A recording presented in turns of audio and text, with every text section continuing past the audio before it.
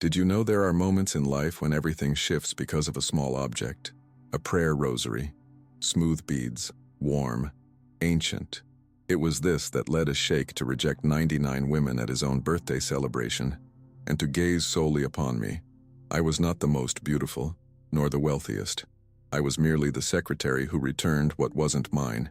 But on that day, in the grand hall of the Emirates Palace, he paused. The entire world stilled. And it all began long before that. It commenced the day I discovered I had never truly been chosen. My name is Rania Al-Hafez. I am 27 years old. I work as a bilingual secretary at the Al Nahyan Group headquarters in Abu Dhabi. I wake at 5 every morning. I prepare my mother's coffee. She suffered a stroke 2 years ago. Since then, I've been her sole caretaker. Alone. My father left us when I was 15. My sister married and moved to Dubai. Only I remained. It always falls to me, and I accept it. For this is how I was raised. To bear burdens, to endure, to never complain. For 3 years, I also bore the weight of an engagement. Omar Al-Saleh, an employee at a logistics company. Ambitious, charming when he chose to be, yet invariably distant precisely when I needed him most. He used to say I was too good to be seen, too good to be celebrated. I did not comprehend what that meant, until I did, and by then it was too late. Or perhaps it was precisely the right moment. I worked in quiet diligence. I organized meetings, prepared reports, spoke only when necessary. My direct superior was an austere man who valued efficiency over congeniality. I delivered on both, yet I never received recognition, merely more tasks. There was a colleague in the office, Reem Al-Nuaimi, daughter of an influential family. Her perfume was excessively sweet. Her smile, sharp. She always greeted me, always complimented me, always made me feel as though I was seen. I believed this, until I discovered she saw more than she ought to have. It was a Wednesday. I had left early because my mother needed tests. I returned to the office to retrieve my bag. The file room door was ajar. I heard voices. I recognized Omar's. I recognized Reem's laugh. Intermingled breaths, a muffled sound, my name uttered as an excuse. She's too good. She doesn't notice anything. She never. Who knows? I stood still. I didn't open the door. I didn't scream. I didn't cry. I just breathed. And in that moment, a phrase came to my mind. I know the worth of what I bear. I left there silently. I didn't confront. I didn't explode. I just started to observe. And I saw everything. The deleted messages. The delays explained by extra work. The weekend trips he claimed were with colleagues. Everything clicked into place. And I realized something worse than betrayal. I realized he never saw me, never chose me. I was merely convenient, stable, good enough not to cause problems, but never enough to be loved. I spent weeks feigning that nothing had changed. Omar kept coming to my house. He kept talking about marriage. He kept treating me as he always had, with an empty kindness. Reem kept smiling at me at the office. She kept offering me help. She kept making me feel small without uttering a word. I allowed it to unfold because I was observing, waiting for the right moment, not for vengeance, but for liberation. Then came the meeting at the Emirates Palace. It was an important conference. I was assigned to accompany my boss and organize documents. The hall was immense, white marble, crystal chandeliers, everything gleamed. I felt out of place. But I did my job. I organized. I prepared. I served. When the meeting ended, everyone left quickly. I stayed to collect the folders. That's when I saw it. On the mahogany table, a misbah, prayer beads. The beads were old, smooth, warm to the touch, as if they had been held for a long time. It wasn't an object of ostentation. It was one of remembrance. I discreetly asked the hall's security guard. He looked at me with respect. This misbah belonged to the mother of Sheikh Amir bin Rashid Al Nahyan. She passed away 5 years ago. He always carries it. He must have forgotten it here. I felt the weight of it in my hand. It wasn't just an object. It was an emotional legacy. I safeguarded it meticulously. I asked for information on how to return it. I was told he was organizing his birthday party. It would be at the Emirates Palace itself. 3 days from then. I wasn't invited, but I sought permission to go, solely to return it. My boss found it strange, but he allowed it. Omar asked why I would go to a party without him. I said it was work. He accepted. Of course he accepted. He never truly cared.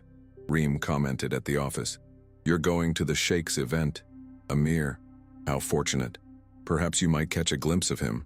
I offered no reply, merely a smile, for I already knew I was not there to be noticed. I was there to return something of intrinsic worth, and worth recognizes worth. The gathering drew women from across the region, models, socialites, scions of powerful families, potent perfumes, boisterous laughter, gowns that cost more than my annual salary. I wore a simple abaya, an unassuming hijab, no excessive makeup, devoid of any competitive intent. I was there for one purpose only, to return what wasn't mine, and to leave. But as I entered the hall, something shifted. Sheikh Amir stood at the center, surrounded by women vying for his attention. He responded courteously, yet his eyes were vacant, weary, disinterested. I approached slowly, clutching the misbah in my hand, and then he saw me. It wasn't gradual. It was instantaneous. He ceased speaking. He ceased moving, and he looked directly at me, not at my face, not at my attire, but at the prayer beads in my hand. He traversed the hall, unhurriedly, without hesitation. The surrounding women appeared perplexed. He passed them all, ignored everyone, and stopped before me. I extended my hand. "This is yours." I found it in the meeting room. He took the misbah slowly. His fingers grazed mine, for just a second, but it was enough to feel warmth, weight, recognition. He said nothing. He merely gazed at me, as if he had known me from before, as if he knew precisely who I was, and what I carried within. The entire hall fell silent. 99 women observing, expecting, but he didn't turn back. He offered no verbal gratitude. He made no pronouncement. He merely held the misbah, took a deep breath, and uttered a singular phrase, "Thank you for returning that which holds value." I nodded, turned to leave, but he spoke again. "Do not depart yet." I paused, turned slowly, and for the first time in a long while, I felt something I thought I had lost. I felt truly seen, but I still didn't know what challenges lay ahead. I didn't know what to do. To stay felt wrong. To leave seemed inconceivable. Sheikh Amir looked at me as if expecting something, but I had nothing to offer, merely what I had already done. To return, to be honest, to be myself. He tucked the misbah into the inner pocket of his kandura. His fingers still trembled slightly, as if holding it evoked memories he preferred to keep unspoken. And then he did something no one expected. He dismissed all the women from the hall. "I appreciate your presence. However, I prefer to continue this evening in private. Please, feel free to enjoy dinner in the adjacent hall." A heavy silence descended. Confused glances were exchanged. Some women attempted to protest with forced smiles, but his expression remained unchanged. He simply waited, and one by one, they departed. Reem was among them. She cast me a look I knew well, envy cloaked in disdain. I didn't react. I merely remained where I stood, because he had asked it of me, and something within me felt compelled to obey. Once the hall had emptied, he walked to the balcony. He motioned for me to accompany him. I hesitated, but followed. The night air was warm. The view of the Gulf stretched out beneath the city lights. He leaned on the parapet, gazing at the horizon, and spoke without looking at me. "You know what this misbah signifies to me," I responded softly. "I imagine it holds profound importance." He smiled, but it was not a joyous smile. It was weighted with emotion. My mother used to carry it every day, even when she was ill, even when she could barely grasp it. She would say each bead was a remembrance of gratitude. I lost her 5 years ago, and ever since, I've carried this as if I carry her. I understood, more deeply than he could have imagined. I, too, carry my mother every day, in the gravity of decisions, in the weariness I never voice, in the responsibility I chose to embrace. I know what it means to bear the weight of someone we love. He looked at me then, directly. "You care for someone." It wasn't a question, but an observation. I nodded. "My mother. She suffered a stroke. I care for her alone. He offered no condolences, no expressions of pity. Instead, he simply inclined his head, a gesture of profound respect, and that gesture resonated more deeply than any words could have. We remained in silence. It wasn't uncomfortable. It was dense, laden with unspoken truths. He asked my name. Rania Al-Hafez, I stated. He repeated it slowly, as if committing it to memory. Rania, a beautiful name. It means contentment. I smiled involuntarily. My father chose it. He said I would be born in peace. I wonder if he was entirely correct. He looked at me with something that resembled recognition. Peace is not the absence of struggle, he articulated. It is the strength to endure. You strike me as someone who comprehends that. I didn't know how to respond. No one had ever seen me like this. Omar saw me as convenient. Reem perceived me as insignificant. My boss viewed me as efficient. But Sheikh Amir saw me as someone who carried a burden and didn't complain. Someone who understood worth because they lived with it. He continued, "Today was my birthday party, 35 years old. My family had arranged everything. They'd invited half of Abu Dhabi, women who desired my name, my money, my standing, yet none of them truly saw me. You walked in holding what my mother held, and you saw me. I shook my head. I didn't come to be seen. I came to return something." He smiled again, this time more softly. "I know. That's why I saw you." My heart quickened, but I didn't show it. I couldn't, because I still carried Omar, still carried the betrayal, still carried the doubt about my own worth. And this man, powerful, respected, admired, was looking at me as if I were something rare. I didn't know if I deserved it, or if I was ready. He asked if I wanted to stay for dinner, just the two of us. I said I needed to go back. My mother was alone. He didn't insist, but he asked for my number, to thank me properly. Later, I hesitated, but I gave it. He saved it right away, and when I left, I felt something strange, light, as if a burden had been lifted, or acknowledged. I still didn't know which of the two. The following days were strange. Omar continued to act normally, but I no longer felt anything. Reem continued to smile, but I no longer cared. At the office, my work remained the same.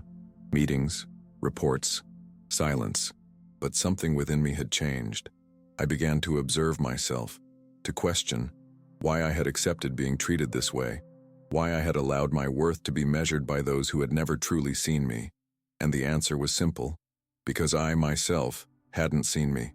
A week later, I received a message. It was from him, Sheikh Amir. "I would like to thank you personally. May I invite you for coffee? A discreet location. No obligations." I stared at my phone screen for a long time. Omar was beside me, watching television. He didn't even notice. I replied, "I accept, tomorrow afternoon." He sent the address, a traditional cafe, far from the center, far from prying eyes. When I arrived, he was already there, sitting in a corner. No visible security, no ostentation, just him, dressed in a kandura simple. No gold watch, no ostentation. I sat down. He served tea. I accepted, and we began to converse. Not about work, not about status, but about life. He told me about the pressure of being who he was, about the expectations, about the loneliness of never knowing if he was seen or merely used.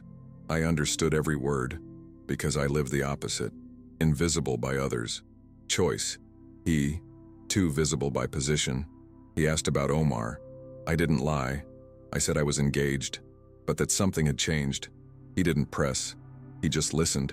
And when I finished, he said something that resonated with me. "You deserve someone who sees what you carry, and who values it, not someone who just gets used to it." I took a deep breath, because it was true, and I knew it. But hearing it from someone who truly saw me made a difference. We left the coffee shop 2 hours later. He offered to drive me. I accepted. In the car, he lightly touched my hand, just for a second, but it was enough to feel it again. Warmth, weight, recognition. He asked for nothing, demanded nothing. He just said, "I'm here if you need me." I nodded, And when I got out of the car, I felt something I hadn't felt in years. Hope, not of being saved, but of being seen and chosen. But I still didn't know everything was about to fall apart. 2 weeks later, everything started to crumble. Omar booked dinner at an expensive restaurant. He never did that. Not without reason. I accepted, more out of curiosity than desire. I wanted to understand what he was planning. I arrived before him, sat at the reserved table, ordered water, and waited. When he entered, he wasn't alone. Reem was by his side, smiling, dressed as if it were a celebration. She greeted me as if we were friends, as if nothing was wrong. They sat at the table. Omar adjusted his tie, took a deep breath, and began to speak. "Rania, we need to talk. About us. About the future. About what makes sense." I said nothing, just waited. He continued. "I've been thinking a lot in recent months, and I've realized we're at different stages. You're very focused on your mother. I respect that, but I need someone who can keep up with me, someone who understands my ambitions, someone who is available." Reem touched his hand, delicately, possessively, like someone marking territory, and I understood. It wasn't a conversation. It was an announcement. He had chosen, and he wanted my blessing. Not that I was still available, but he didn't know that. He thought I was trapped, that I would accept because I had no choice, that I would beg, that I would diminish myself, that I would do what I always did, accept, endure, carry the burden. But something inside me had changed, and he didn't realize it. Reem smiled. "Rania, I know this must be difficult, but Omar deserves someone who makes him shine. You're great at what you do, but you two just aren't a match anymore." I took a deep breath, looked at both of them, at the man I had spent 3 years waiting for to see me, and at the woman who pretended to be my friend while stealing my place, and said the only thing that mattered, "I know the worth of what I carry." Omar frowned. "What does that mean?" I stood up, picked up my bag, and replied, "It means you never saw me, and now, I don't see you either. Be well, both of you." Reem laughed, a sharp, false, forced sound. "Rania, there's no need to be dramatic. Omar is just being honest. This is mature. You should be grateful." I looked at her, for the first time with complete clarity. "You can have him, Reem. I don't want him anymore." And I left. I didn't run. I didn't cry. I didn't look back. I just walked, with my head held high, my heart racing, but my conscience clear. For the first time in a long time, I was at peace with a decision. Omar called me 5 times that night. I didn't answer. He sent messages, saying I was overreacting, that he just wanted to be honest, that I should be grateful he hadn't deceived me for longer. I didn't reply. Reem also messaged, saying I should be thankful for her liberating me from a dead-end relationship, that now I could focus on myself, on my mother, on my simple life. I blocked them both, and for the first time in 3 years, I slept in peace, but the peace was short-lived. The next day, at the office, my boss called me in. He was serious, uncomfortable. He sat behind his desk, clasped his hands, and said he needed to reassign me. Reem had suggested that I was overwhelmed, that perhaps it would be better if I took on simpler, administrative roles, away from important meetings. He wasn't asking, he was informing. I felt the humiliation rise in my throat, but I didn't let it show. I nodded. "I understand. May I know the real reason?" He hesitated. He looked at the computer. "Rania, you are efficient. You always have been. But the company is undergoing changes, and some people believe your position could be better utilized by someone with more availability." I understood. Reem had prestige, an influential family, and now, Omar by her side, I was disposable. I always had been. It just took time for them to realize it, or to admit it. I stood up. "Thank you for your honesty. I will arrange my transition." I returned to my desk. Reem walked past me, smiling. That smile I knew, sweet on the outside, poisonous within. Sometimes it's better to accept our place, Rania. Don't you think? Life becomes easier when we stop fighting. I didn't respond. I simply turned on my computer and began saving my files. But something inside me shattered. Not from sadness, but from suppressed rage, from wounded dignity. I had dedicated 3 years to the company. I had committed myself entirely. I had been impeccable, and now I was being demoted, humiliated, discarded, because of a woman who had nothing but a surname, and a man who had never valued me. I wouldn't accept it, not anymore. That night, I looked at my phone. I reread Sheikh Amir's old messages. I never asked for help, never allowed myself to appear weak. But this time, something was different. He had truly seen me, he had respected me, and he had said he would be there. I needed to know if it was true. I wrote, "You said you'd be there if I needed you. I need advice." I sent it, and I waited. He replied in seconds. "Where are you?" I sent my address. He said he would arrive in 20 minutes. I tidied the living room, prepared tea. My mother was asleep. The house was silent, and when he arrived, he wasn't in a luxury car. Something discreet, simple. He rang the doorbell. I opened it. He entered, greeted me with respect, looked around, not with judgment, but with genuine interest. He sat on the small sofa, accepted the tea, and waited. I began to speak. I told him everything, about Omar, about Reem, about the betrayal, about the dinner, about the demotion, about the humiliation I had silently borne. He listened without interruption, without judgment. He simply listened.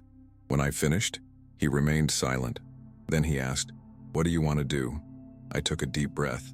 "I want to leave that place, but I can't afford to lose my salary. My mother depends on me. I can't take that risk. I can't be impulsive."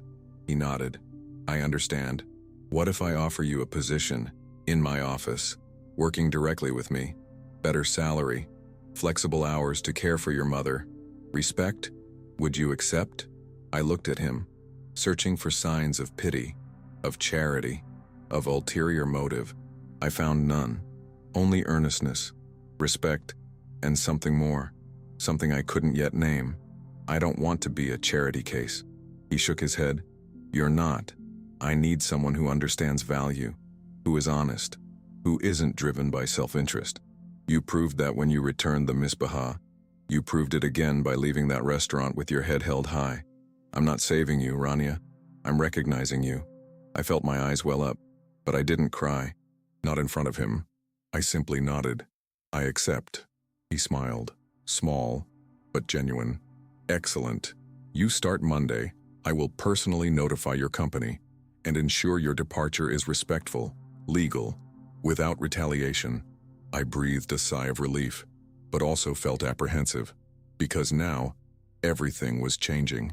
Too quickly, and I didn't know if I was ready, but I knew there was no turning back, that this was my chance, and I couldn't squander it. He stayed a few more minutes.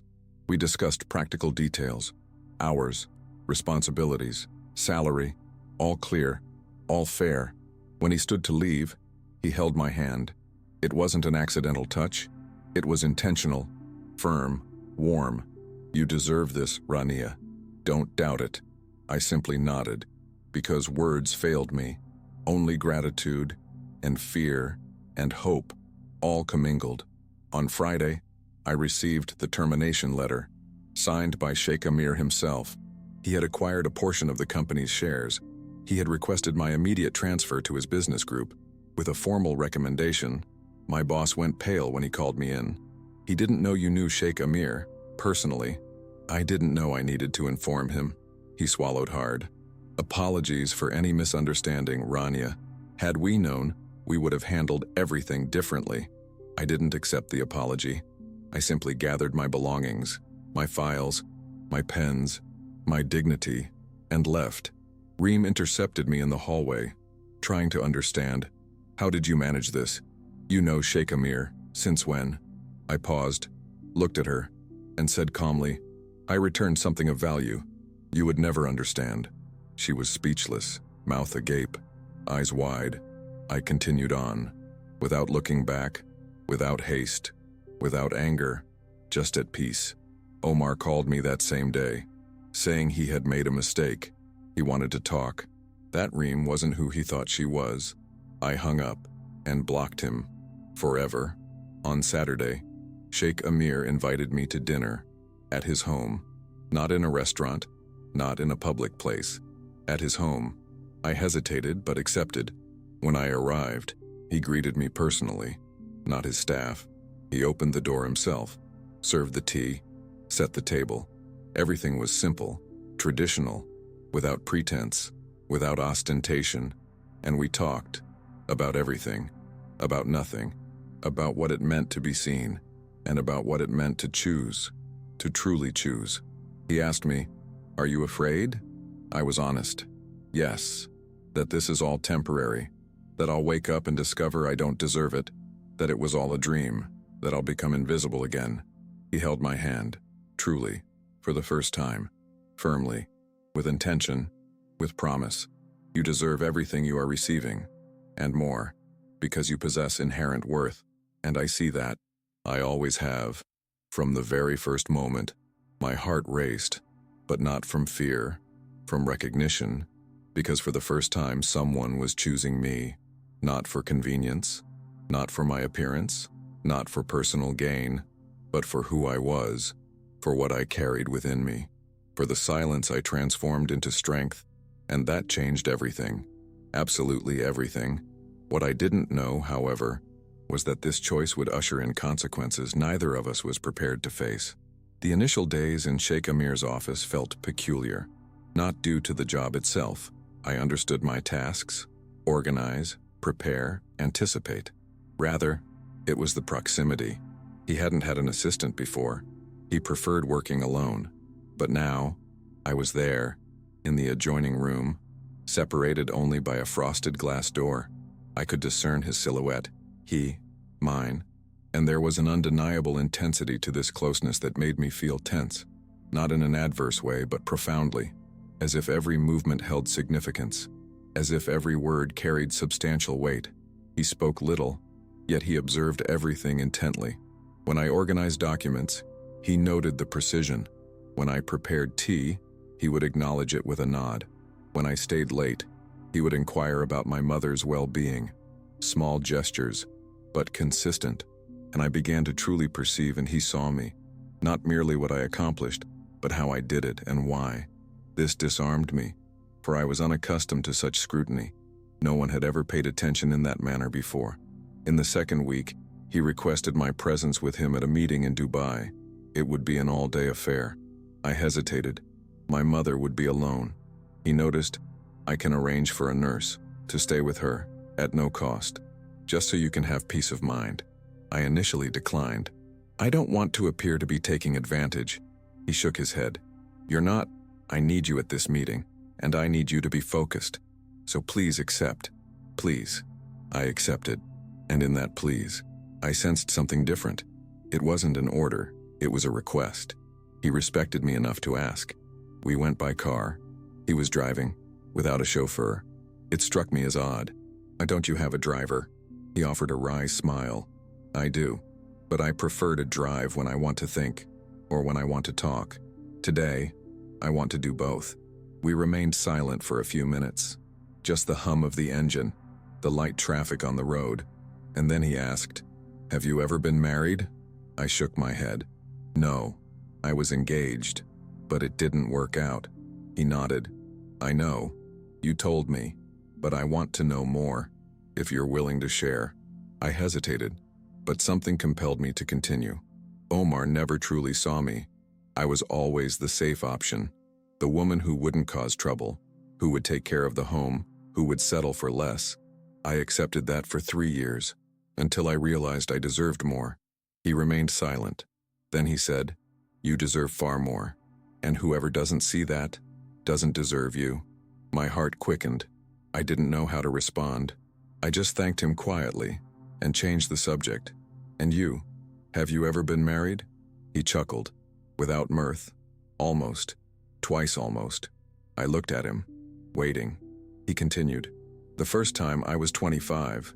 She was the daughter of a business associate, beautiful, well-bred, perfect on paper, but she didn't see me. She saw my surname, my bank account, my status.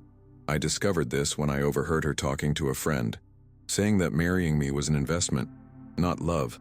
I called everything off a week before. I sensed the pain in his voice. And the second? He took a deep breath. The second was worse, because I truly loved her, genuinely, but she couldn't bear the pressure, the public scrutiny, the expectations. She left, and I don't blame her. We fell silent, a heavy silence, laden with untold stories. And then he said something that resonated with me, that I learned that love isn't just about feeling, it's about choosing, every single day, even when it's difficult, even when no one is watching, and few people know how to do it. I looked at him, and for the first time, I saw not the Sheikh, not the powerful man, but the wounded man, who carried his own scars, and who, even then, still believed. The meeting in Dubai was long. Businessmen, contracts, numbers. I wrote everything down, organized everything. During the break, he took me to the building's terrace. The view was breathtaking. The Burj Khalifa in the distance, the sun beginning to set. He leaned on the railing, looked at the horizon, and said without looking at me, "You're good at what you do. I appreciate you agreeing to come work with me." I smiled. I'm the one who's grateful for the opportunity. He turned to me. "It's not an opportunity, Rania. It's recognition. You've always been good. You just didn't have anyone to see it." He was close, closer than before. I could feel his warmth, the subtle scent of oud, his controlled breathing. I didn't move. I didn't step back. I just stayed, and so did he. Our eyes met, and for a moment, it seemed like he was going to say something, or do something, but he didn't. He just touched my shoulder, lightly, and went back inside. I stayed on the terrace for a few more seconds, trying to control my breathing, my heart racing, the feeling that something had changed, but I didn't know what. We returned to Abu Dhabi that night. He dropped me off at home, but before I got out, he held my wrist. "Rania." I paused, looked at him. He hesitated, then said, "Thank you for today, for being there, for being you." I just nodded, because I didn't trust my voice. I got out of the car, and when I entered the house, I leaned against the door, took a deep breath, and realized I was feeling something I hadn't felt in a long time, something dangerous, something inevitable. In the following days, the tension mounted. Small moments, he touching my hand as he passed a document, I adjusting his tie before a meeting, our gazes crossing in the office, and always, that heavy silence, as if there were too many words to be said, but not yet enough courage. I started to wonder, does he feel the same? Or am I imagining things? But then, something happened that changed everything. It was Friday, end of the workday. I was finishing some reports. He had already left, or so I thought. When I turned off my computer, I heard the office door. He appeared, still in his kandura, but with his gutra removed, hair slightly disheveled. "You're still here?" I nodded, just finishing up a few things. He walked over to my desk. "You work too much." I smiled, learned from someone. He chuckled, low and genuine. "Touché." He perched on the edge of my desk, too close but not encroaching, just close. "Rania, may I ask you something?" "Of course." He hesitated, looked down at his hands. "Do you believe in new beginnings?" I frowned. "What do you mean?" He pressed on. "Do you believe it's possible to start anew, after being hurt, after losing faith, after giving up?" I thought before answering. "I don't think it's about starting from scratch. It's about starting from where we are, with the scars, with the baggage, but with the choice to try again." He looked at me, and there was something in his eyes, something vulnerable, something hopeful. "And you? Are you willing to try again?" My heart raced. I knew we weren't just talking about work, not about friendship. We were talking about something bigger, something neither of us had the courage to name yet. I took a deep breath. "It depends. On what? On who's asking and what's being offered." He leaned in slightly, not invading my space, but bridging the distance. "And what if I'm asking? And what if what I'm offering is real? No games, no masks, just truth." I held my breath. My mind screamed to be cautious, not to get hurt again, but my heart had already made its decision. I looked at him and told him the truth. "Then I am willing." He smiled. It wasn't a wide smile. It was small, relieved, hopeful. He raised his hand, hesitated, and then touched my face, lightly, just his fingers along the side of my cheek. His skin was warm, slightly rough, real. I closed my eyes for a second, feeling, savoring, and when I opened them, he was still there, looking at me as if I were something precious, something rare, something he was afraid to lose. Rania, I'm not good with words, not when it matters, but I need you to know. From the moment you walked into that majlis, holding my mother's misbah, I saw you, and I haven't been able to stop seeing you. You're different, you're real, and I want to get to know every part of who you are. If you'll let me. My eyes stung, but I didn't cry. I simply held his hand, still on my face, and said, I want it too. We stayed like that for seconds that stretched into eternity. He drew closer, our faces mere inches apart. I could feel his breath, warm, controlled. He looked at my mouth, then into my eyes, seeking permission. I didn't recoil. I didn't deny. I simply waited. And then he rested his forehead against mine. It wasn't a kiss, but it was more intimate than any kiss I had ever received. It was connection. It was promise. It was choice. We stayed that way, simply breathing together, until he slowly pulled away. He smiled, a small, shy smile. I should take you home. Before I do something impulsive, I laughed nervously. I agree. We walked to the car in silence, but it was a different kind of silence. Charged, promising, full of unsaid things, yet deeply felt. When he dropped me off, he held my hand before I got out. Good night, Rania. Good night, Amir.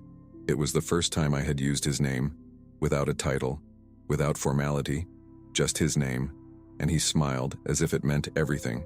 I floated into the house. My mother was awake and watching television. She looked at me and smiled. You look different. You look happy. I sat beside her. Perhaps I am. She held my hand. You deserve to be happy, my daughter. After everything you've been through, you deserve someone who sees you. I hugged her, and for the first time in a long time, I believed it, that I deserved it, that it wasn't selfishness, that it was justice. In the following days, everything shifted, but subtly. He started bringing me coffee. I started leaving notes on his desk. Small things, but intentional. We started having lunch together. We talked about everything. Family, dreams, fears, scars. He told me about the pressure of being who he was, of the expectations, of the loneliness. I told him about the burden of caring for others alone, of the fear of not being enough, of the pain of being unseen. And with each conversation, the distance lessened, and the connection deepened. One evening, he invited me to dinner, not at his home, not at a restaurant, but somewhere in the desert. Private, just the two of us. I accepted. When we arrived, there was a traditional tent, rugs, cushions, lanterns, simple food, yet prepared with care. We sat, we ate, we talked, and we laughed. A lot. I couldn't remember the last time I had laughed like that. Free, light, happy. After dinner, we went for a walk. The sky was full of stars. The desert's silence was profound. He held my hand, our fingers intertwined, and we just walked, without haste, without destination, just together. He stopped, turned me towards him, and said, Rania, I know it's early. I know we're still getting to know each other, but I need you to know, I'm not playing games. This isn't just a dalliance. You matter, genuinely. I cupped his face and replied, you matter too. More than I ever imagined anyone would again. He kissed me. Finally. It wasn't desperate. It wasn't aggressive. It was slow, careful, profound, as if he were committing every second to memory. I surrendered myself, completely. And when we pulled apart, I knew I was falling in love. And this time, it wasn't with someone who saw me in fragments. It was with someone who saw me whole and who chose to stay. But I didn't yet know that someone was watching, and that our happiness was about to be jeopardized. The threat came from where I least expected it. Not from Omar, not from Reem, but from Sheikh Amir's own family. It all began on an ordinary morning. I was in the office organizing documents when I received a call. Unknown number. I answered. A feminine voice. Polite, firm, cold. Miss Al-Hafez. My name is Latifa bint Rashid, Sheikh Amir's sister. I would like to speak with you. In person. This afternoon, if possible. My heart went cold. I knew what that meant, but I couldn't refuse. I arranged the meeting at a discreet cafe. I arrived early. I waited. When she entered, I recognized her immediately. Elegant bearing, expensive abaya, a calculating gaze. She sat opposite me, ordered tea, and got straight to the point. "You know who I am?" I nodded. "I do," she continued. "Then you also know my brother is important, to our family, to our name, to our business interests." I said nothing. I merely waited. She took a sip of her tea and went on. "He's different. Since you appeared, more distracted, less focused. This is a problem." I took a deep breath. "With all due respect, your brother is an adult and very focused." She smiled, but there was no warmth in it. "I know, but he's also vulnerable, especially after what he's been through. And women like you know that." I felt the affront, but I maintained my composure. "Women like me." She leaned in. "Women who appear out of nowhere, who return precious objects at the right time, who quickly gain trust. I know the type." My blood boiled, but I didn't show it. I hadn't gained anything. I was just honest. She laughed, low, cynical. "Honesty is also a strategy, Miss El-Hafez, and you were very strategic. Showing up at his party, returning the misbaha, winning his heart, all very convenient." I stood up. "I won't listen to this." She held my wrist, firmly. "Sit down. I'm not finished." I sat, not out of fear, but because I wanted to hear everything. She released my arm, looked around, and said quietly, "My family has plans for Amir. Marriage to someone suitable, someone of our standing, someone who adds value. You don't add value, you only take." I swallowed the pain and replied, "I want nothing from him, besides himself." She shook her head. "You say that now, but when he offers you more, when he gives you access, when he places you in the position of a wife, you'll change. They all change." I looked her in the eyes and said firmly, "I am not all of them." She sighed. "Perhaps not, but my family will not accept it. And if you truly care about him, you will step away, before this becomes a bigger problem." She stood up, left money on the table, and left. I remained seated, trembling, not from fear, from anger, from powerlessness, because I knew she was right about one thing. His family would never accept me. I was a secretary, the daughter of no one, without a name, without prestige, without anything but myself, and that wasn't enough. Not for them. I returned to the office. Amir noticed something was wrong. "What happened?" I forced a smile. "Nothing. Just tiredness." He didn't believe me, but he didn't insist. That night, I couldn't sleep. Latifa's words echoed. "You only take. You don't add value. If you care, you will step away."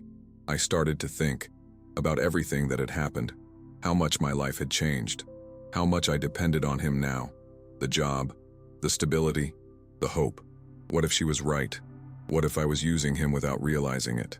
What if my presence only brought problems? I no longer knew. The next day, Amir called me to lunch. I hesitated, but I went. He noticed my distance. "Rania, what's going on?" "You're different," I couldn't lie. "Your sister came to see me." He tensed. "What? When?" "Yesterday. She said my family doesn't accept me. They say I'm inadequate, that I'm disrupting their plans." He closed his eyes, took a deep breath, and when they opened, anger flared. "She had no right." I shook my head. "She does. She's concerned about you, about your family, and perhaps she's right." He held my hand, firmly. "She doesn't. I choose my life, not my family." I looked at him. "But your family is an intrinsic part of you. You can't simply disregard them." He leaned closer. "I'm not ignoring them. I'm prioritizing. And you are my paramount priority." My eyes began to sting. "But what if I turn out to be the issue? What if your family ostracizes you because of me?" I couldn't bear to live with that. He squeezed my hand. "Rania, look at me." I met his gaze. "You are not the problem. You are the solution to everything that was amiss in my life." But his assurances proved insufficient. 2 days later, the pressure intensified. I received a call from my former boss, informing me of a more advantageous position in another city, far from Abu Dhabi, with an exceptional salary. He framed it as an opportunity, but I discerned the truth. Someone had orchestrated this. Someone intended to remove me from the picture. I kept it from Amir, for now. I needed time to deliberate, to ascertain whether it was prudent to fight, or if withdrawing was the wiser course. Before anyone suffered harm, before I forfeited everything, once more, I began to subtly distance myself. My replies to messages became less frequent. I left work earlier. I deliberately avoided being alone with him. Amir, discerning my withdrawal, suffered in silence. I witnessed it in his eyes, the confusion, the anguish. Yet, he refrained from pressuring me, merely waiting, and that tore me apart, for I knew I was inflicting pain upon someone entirely undeserving. But I was consumed by fear. Fear of my inadequacy, fear of irrevocably destroying his life, fear of losing everything we had meticulously constructed, and of lacking the capacity to rebuild. A week later, my mother's condition deteriorated. She suffered another crisis, necessitating an urgent trip to the hospital. I remained there the entire night, isolated, exhausted, and terrified. Amir discovered my whereabouts, how, I cannot say, and appeared at the hospital in the pre-dawn hours, still clad in his kandura, with disheveled hair and eyes etched with worry. Upon seeing me, he uttered not a word, merely enveloping me in an embrace, and I completely broke down, weeping out all the emotions I had so long suppressed. He held me steadfastly, stroking my hair, and whispered, "I am here. I always will be." Once my mother's condition stabilized, we spoke in the corridor. He cupped my face in his hands. "Why are you withdrawing from me?" I found myself unable to prevaricate. "I'm afraid." What of? Not being enough. His family being right. You realizing you deserve more. He shook his head. "You are enough. You always have been. My family will understand, or they won't. But that doesn't change how I feel." I sobbed. "What if it doesn't change for me? What if I can't withstand the pressure? What if I give up?" He wiped my tears. "Then I will fight for both of us, until you regain your strength, and when you do, we'll fight together." I slumped against him, exhausted, vulnerable, but for the first time in days, less alone. We left the hospital at dawn. He drove me home, helped settle my mother, prepared tea, and sat with me, in silence, simply present. And I realized he wasn't there because it was easy. He was there because he chose to be, and that choice outweighed any familial approval. But the battle wasn't over, because that afternoon, I received another visitor. This time, his father, Sheikh Rashid Al Nahyan, the patriarch. And he hadn't come to converse. He had come to command. "My daughter is right. You are not suitable for my son. I will offer you compensation, generous compensation, for you to leave his life, and never return." I looked at him, at the powerful man, feared, respected, and said the only thing that mattered: "I know the worth of what I carry, and it is not for sale." He fell silent, surprised. Then he smiled, devoid of humor. "You are courageous, or foolish, perhaps both. But courage doesn't pay bills. It doesn't heal your mother. It doesn't secure a future. Think about that." And he left. I stood still, trembling, knowing that the war had begun, and that this time I would need to choose between the love I had found and the peace I had always sought, and I didn't know if I could have both. The decision came unexpectedly, not in a grand moment, but in a simple one. I was home, tending to my mother. She had just taken her medication. She was lying down, looking at me, with that look only mothers have, full of love, full of concern. She held my hand and said in a weak voice, "My daughter, you are suffering because of me." I shook my head. "No, mother, never." She squeezed my hand. "You are. I see it. You are pulling away from him because you're afraid of losing me, of not being able to take care of me. But, my daughter, I don't want you to give up on love for my sake." I felt tears stream down. "Mom, I can't abandon you." She smiled. "You won't abandon me. You'll live, and I'll be fine, because seeing you happy is all I need." I hugged her. I cried in her lap, as if I were a child once more, and in that moment, I understood. I wasn't protecting my mother. I was using her as a pretense to avoid taking risks, to avoid fully committing myself, to avoid believing I deserved to be loved completely.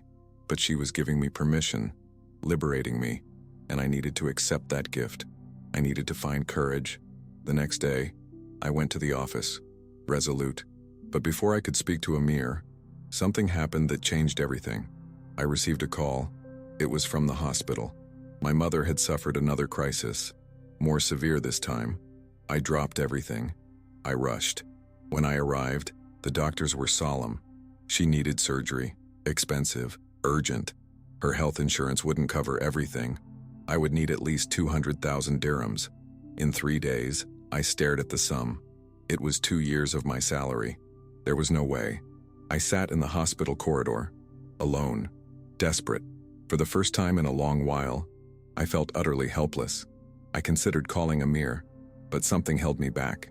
Pride, the fear of appearing mercenary, the fear of proving his family right, that I was with him out of convenience. So I didn't call. I just stayed there, trying to conjure solutions, loans, sales, anything. That's when my phone rang. It was Sheikh Rashid's secretary, Amir's father. She said he wanted to see me, urgently, in his office. I didn't want to go, but I had no choice. I left my mother in the care of the hospital staff and departed. When I arrived, he was alone, seated behind his colossal desk. He offered me a seat. I sat. He was direct. "I am aware of your mother's condition." I froze. "How?" He smiled, devoid of humor. "I have my means, and I've come to make you a proposition." My heart pounded. I listened.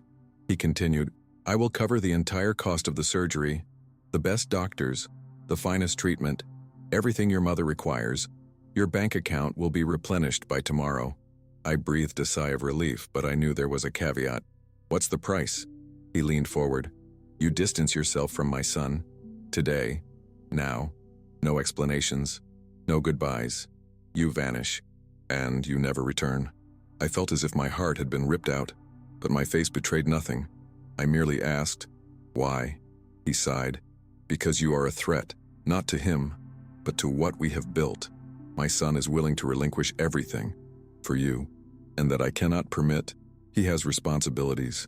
He has a name to uphold, and you, however exceptional you may be, will always be the woman who alienated him from his family. I do not want that, so I am offering you a choice, your mother or my son." I looked at him, at the powerful man who was offering me everything, and simultaneously stripping me of everything. I rose, walked to the window, looked out at the city, at Abu Dhabi shimmering under the sun, and I thought about everything, about my mother, the woman who raised me alone, who sacrificed everything for me, who now lay in a hospital bed, dependent on me. I thought about Amir, the man who saw me when no one else did, who chose me when no one else would, who loved me in a way I never thought I deserved, and I realized that any choice would be a loss, any decision would be pain. I turned to Sheikh Rashid and said, "I accept." He seemed surprised.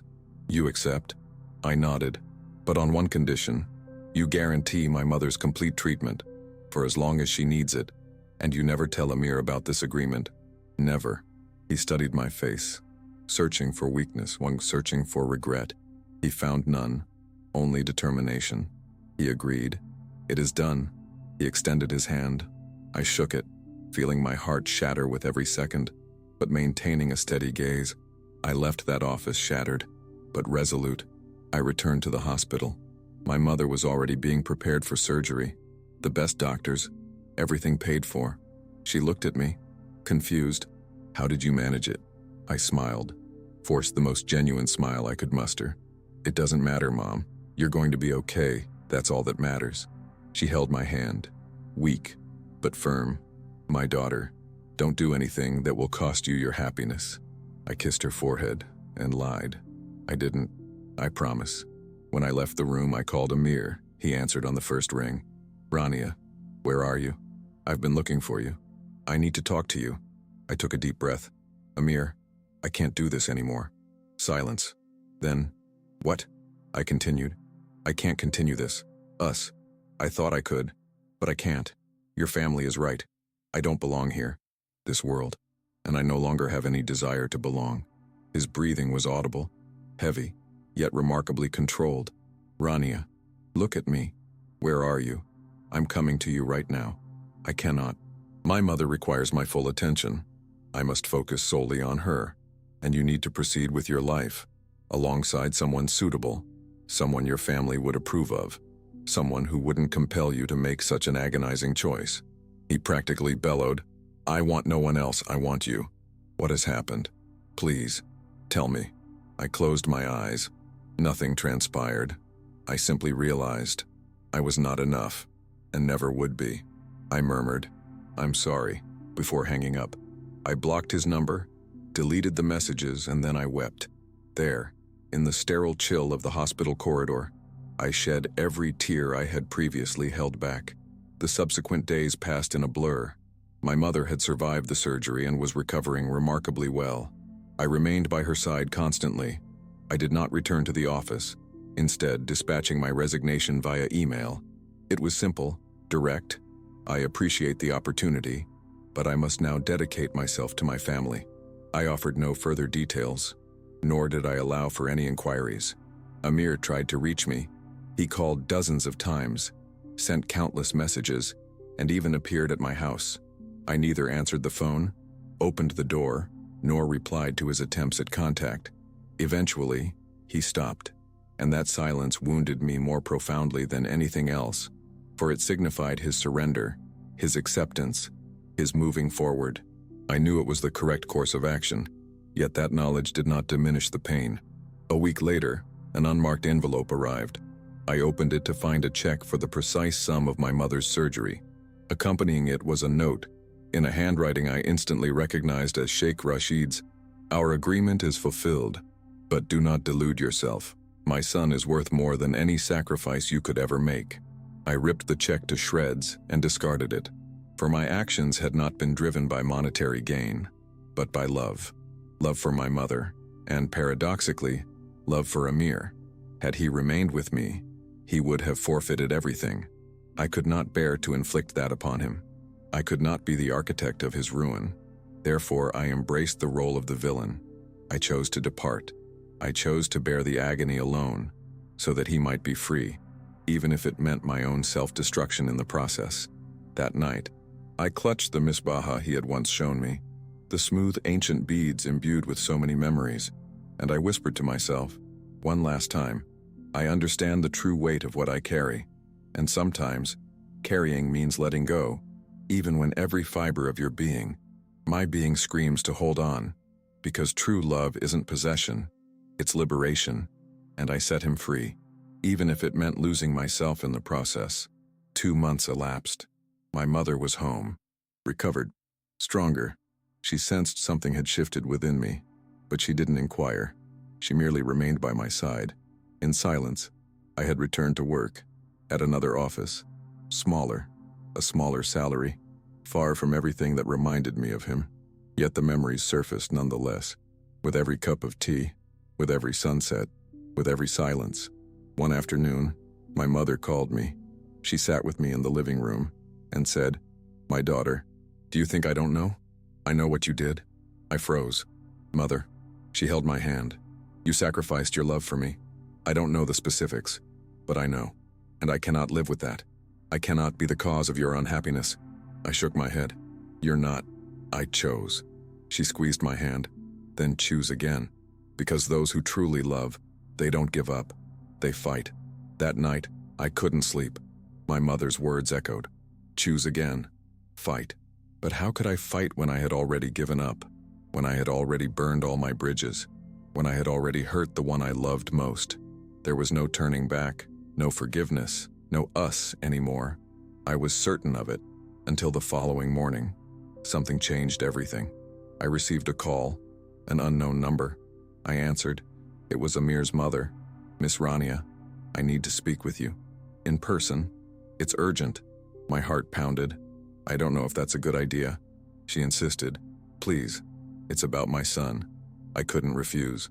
I arranged to meet her at a discreet cafe. When I arrived, she was already there, elegant, but with weary eyes. I sat down. She was direct. My son isn't the same anymore. Not since you left. He works, he eats, he sleeps, but he doesn't live. He merely exists. I felt a tightness in my chest, but I showed no outward sign. She continued, I know what my husband did. I know about the arrangement. He told me yesterday. After an argument, I remained silent. She leaned forward, and I came to tell you that I disagree. Completely. You are not unsuitable. You are exactly what my son needs. Someone who loves him for who he is, not for what he has. And if you left him because of the arrangement, then come back, because he needs from you, and you need him. I shook my head. It's not that simple. I hurt him. He won't forgive me. She smiled. You don't know my son. He loves you, more than anything. And he's waiting. Not out of pride, but because he respects your choice. But if you come back, if you fight for it, he'll welcome you. I guarantee it. I felt my eyes well up. But what about his family? And what will they think? She took my hand. My family will get used to it. Or not. But that no longer matters. What matters is my son's happiness. And he's only happy with you. I left that cafe a changed person. With hope, but also with fear. Fear of rejection. Fear of having waited too long. Fear that everything was truly over.